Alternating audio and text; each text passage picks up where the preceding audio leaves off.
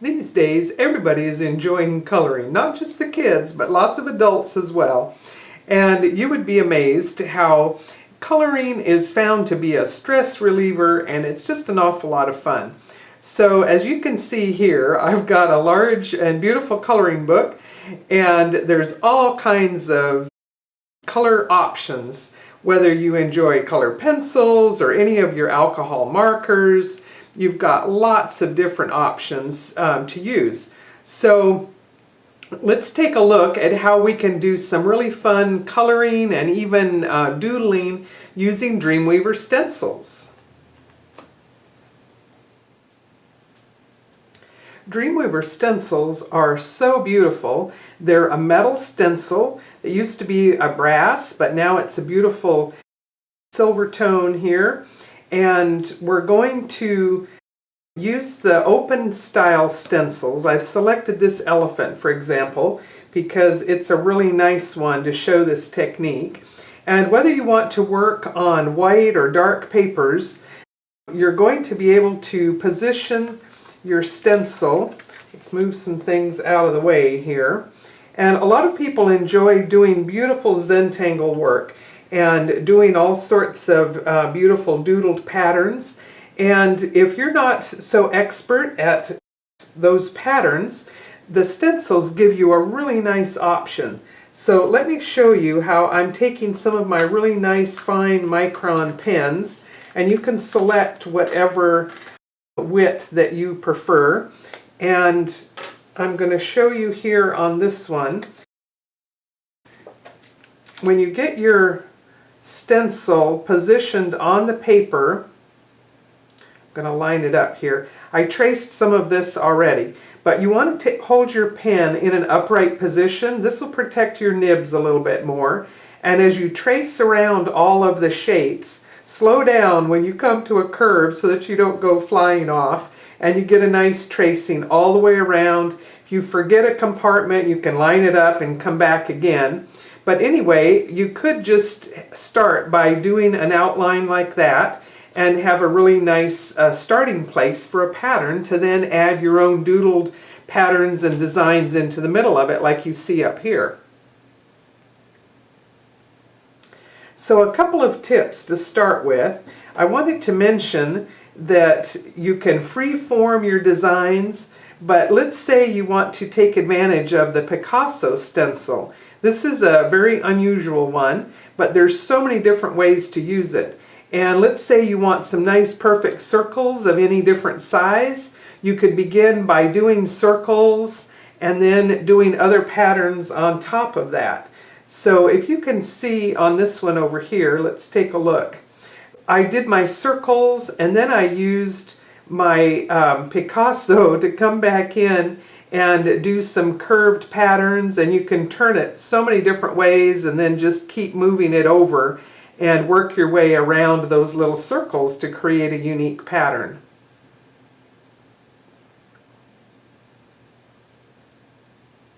Another option is to take a look at any number of your different real detailed stencil patterns that you might have, and these beautiful backgrounds. You can see there's so many different ways you could go,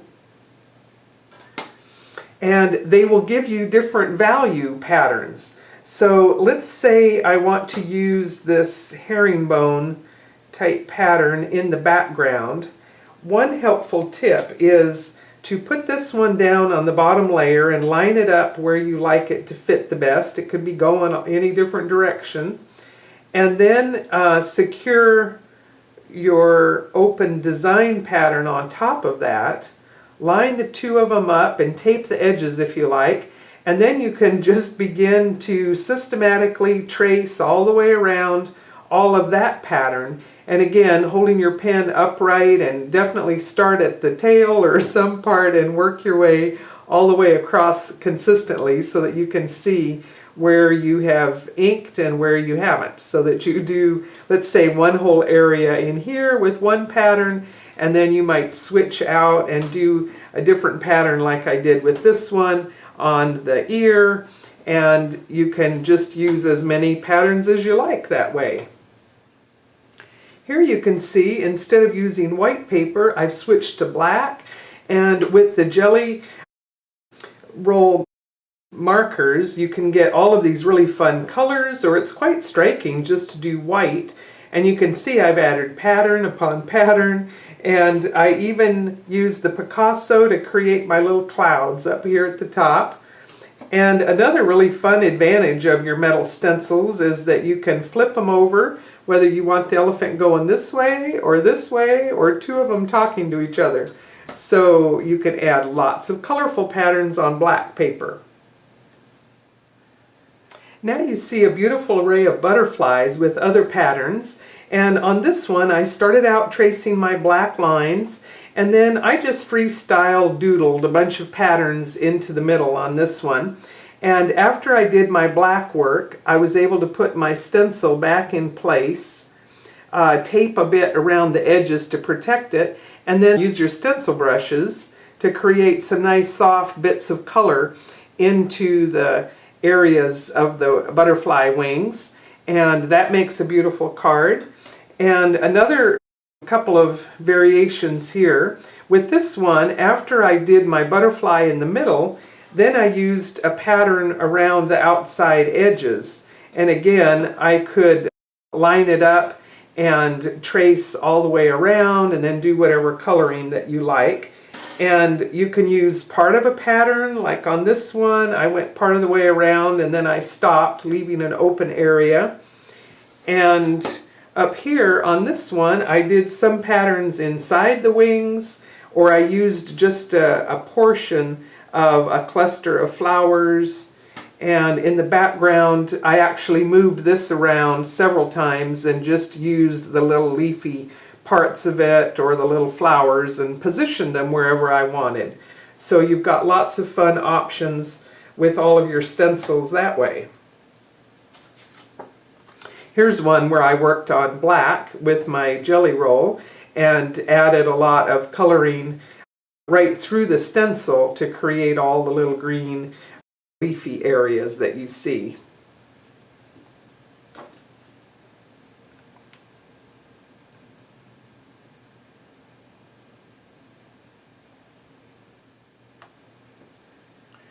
With the little fishies, I freehanded the patterns inside the fish and created some darker values. And then I used a different pattern with the little leaves that we had out earlier. And that was a real versatile one to just create very open areas for a light pattern around the edge. I was quite amazed on this one. I used my fish stencil to do the silver paste, and once that had dried, I was amazed that I could come back with my permanent markers and create any number of patterns right on the surface of the paste. So that's a really fun look as well. Here are some themes for fall, and you can see how the leaves, I was able to develop a pattern, a different pattern within each one, which was very fun. And over here, here's some other variations. On this one, I found that having traced my leaf first, since I wanted to do it all in color, if I went ahead and did my coloring in the leaf, then when I came back with my other stencil to work in the background, I could see the color of the leaf to distinguish where I was coming up to the edges of the pattern. And I've even colored them in darker so that it will give me some contrast as I continue adding color to all the leaves on that one. And over here we've got our fun little owls, and I did different patterns in all the different compartments just for fun. And you can do wonderful coloring and shading any way you like into those compartments.